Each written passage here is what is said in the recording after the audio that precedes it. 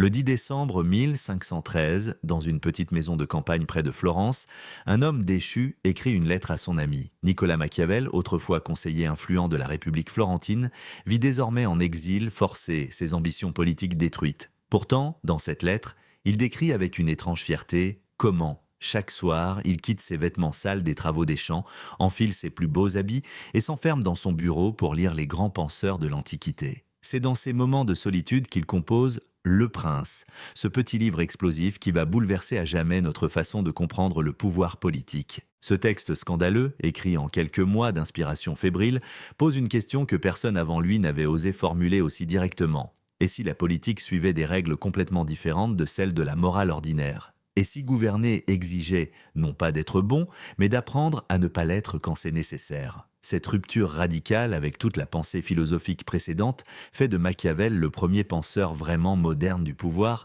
celui qui ose regarder la vérité en face plutôt que de se cacher derrière de beaux idéaux. Pour comprendre la révolution que représente Machiavel, il faut d'abord saisir contre quoi il se bat. Tous les philosophes avant lui, depuis Platon jusqu'aux penseurs chrétiens du Moyen Âge, voyant la politique comme l'application de grands principes moraux au gouvernement des hommes. Le bon prince devait incarner toutes les vertus, justice, modération, courage, sagesse. Il devait transformer progressivement la société terrestre pour la rapprocher d'un idéal parfait. Machiavel brise violemment cette belle illusion en proclamant une vérité qui dérange.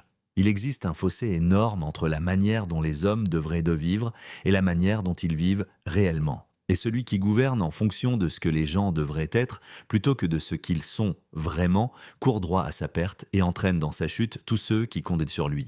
Cette distinction fondamentale entre la vérité des choses et l'imagination qu'on s'en fait forme le cœur de la pensée politique de Machiavel. Car les hommes, nous dit-il sans détour, ne sont pas naturellement bons. Ils sont ingrats, changeants, menteurs et hypocrites, lâches face au danger, avides de profit. Cette vision pessimiste de la nature humaine ne vient pas d'un cynisme gratuit, mais d'une longue expérience au service de la République florentine, où Machiavel a pu observer de l'intérieur les trahisons, les revirements, les calculs sans pitié qui gouvernent vraiment les affaires humaines. Face à cette réalité brutale, le prince qui gouverne uniquement selon les beaux principes moraux se condamne lui-même à l'échec, entraînant dans sa défaite l'effondrement de tout ce qu'il devait protéger.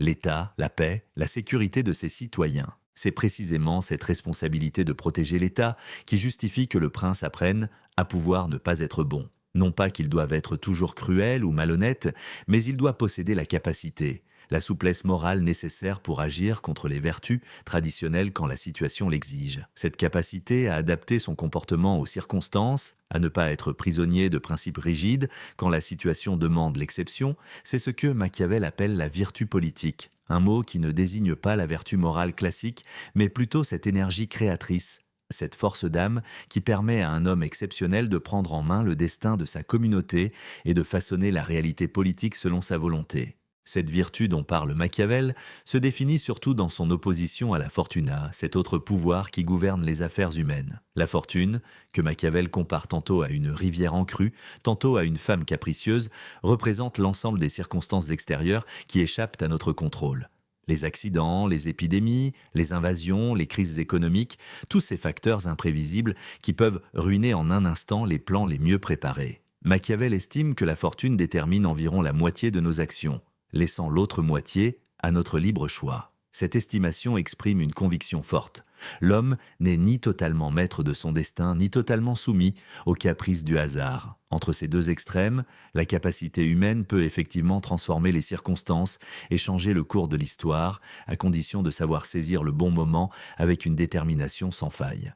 L'exemple parfait que Machiavel lui-même admire est celui de César Borgia, ce prince italien qui a tenté de créer un État unifié en Italie centrale au début du XVIe siècle. Quand Borgia a pris le contrôle de la Romagne, cette région était déchirée par les violences entre familles, les vengeances privées, l'absence totale d'ordre. Pour y rétablir rapidement la paix, Borgia a nommé Remiero de Orco, un homme cruel mais efficace, avec tous les pouvoirs pour pacifier le territoire par n'importe quel moyen. De Orco a accompli sa mission avec une brutalité exemplaire, écrasant toute résistance, établissant un ordre de fer. Mais une fois la pacification terminée, Borgia a commis un acte d'une cruauté calculée qui a révélé toute son intelligence politique.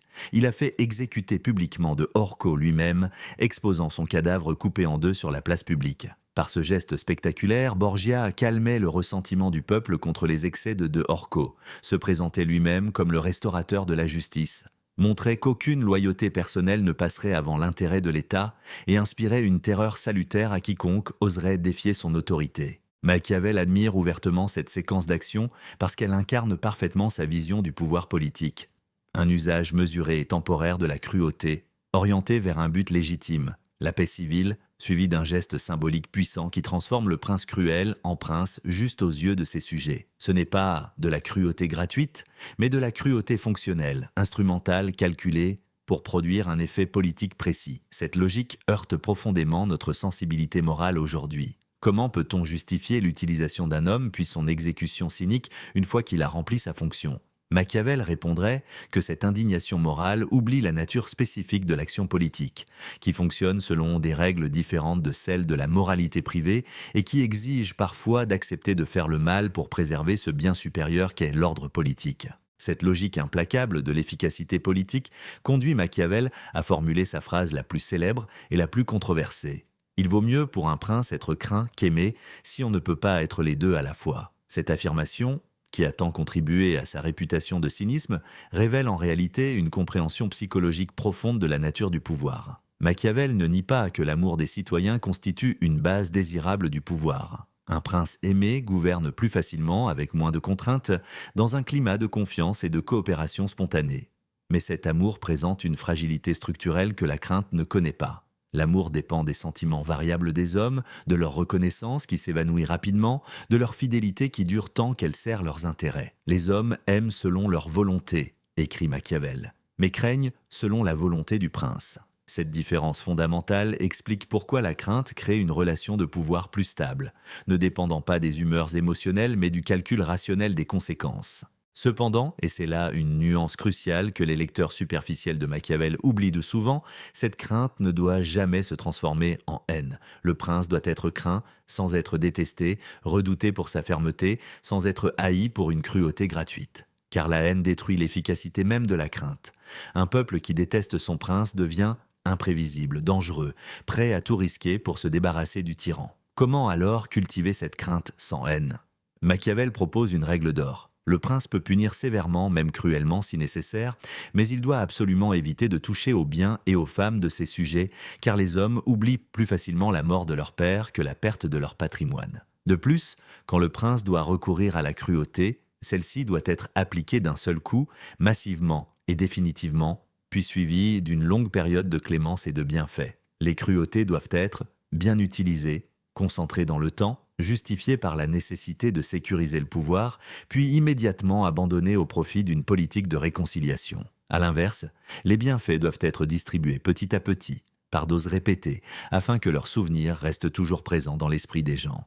Cette gestion calculée de la violence et de la générosité peut sembler monstrueusement cynique, mais elle traduit une vérité inconfortable sur la nature du pouvoir politique. Celui qui gouverne ne peut pas se permettre le luxe d'agir selon ses émotions du moment. Prenons un exemple contemporain dans le monde de l'entreprise.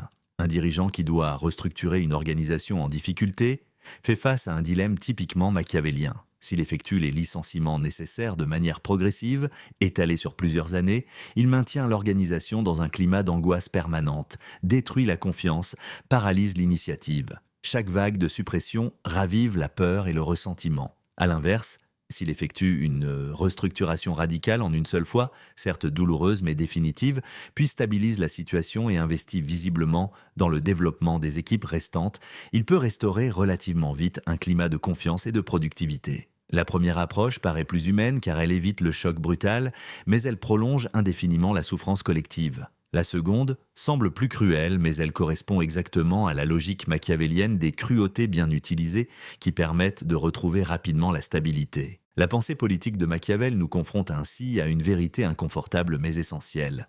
Le pouvoir possède ses propres règles, distinctes et parfois opposées à celles de la morale ordinaire. Gouverner ne consiste pas simplement à appliquer mécaniquement de beaux principes éthiques, mais à naviguer dans un univers de nécessités contradictoires, de dilemmes sans solution parfaite, de choix, où toutes les options comportent leur part de mal. Ce que Machiavel nous enseigne, ce n'est pas que la morale n'a aucune importance, mais qu'elle doit être subordonnée à la responsabilité première du dirigeant politique.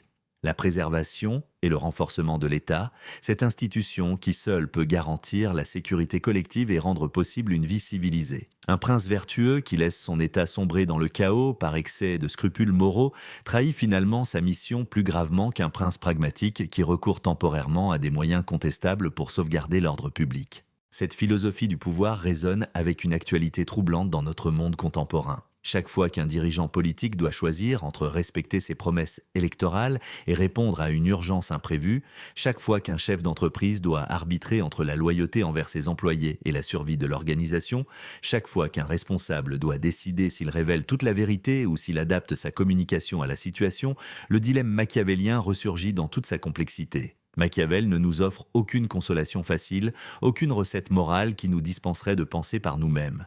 Il nous présente simplement le miroir sans compromis de la réalité politique telle qu'elle est, non telle que nous voudrions qu'elle soit. Et dans ce miroir, nous découvrons que l'exercice du pouvoir exige une lucidité sans illusion, une capacité à assumer la responsabilité de choix impossibles, un courage intellectuel qui refuse de sacrifier l'efficacité pour de beaux principes abstraits. Car gouverner véritablement, c'est accepter de porter seul le poids des décisions qui détermineront le destin de tous, sachant que l'histoire vous jugera non sur vos bonnes intentions, mais uniquement sur vos résultats concrets.